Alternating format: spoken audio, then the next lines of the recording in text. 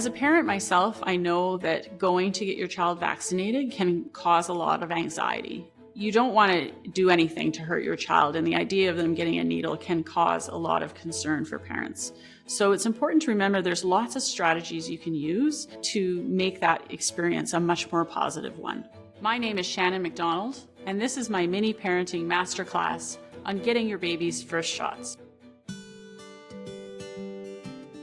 As a nurse, I've seen many parents who are so anxious about the event themselves that there's no way the child is ever going to be relaxed about it. So just having the parent take some deep breaths and speak in a calm voice is the biggest part of the battle, really. The most important thing is for the parent themselves to be calm, because if a parent is anxious, that gets translated to the child. And then different strategies you can use for children, managing their pain, so either through numbing cream at the injection site, breastfeeding them during the immunization, that can be really effective. And then distraction, just to keep the child thinking about something else, looking at a book or a poster or blowing bubbles.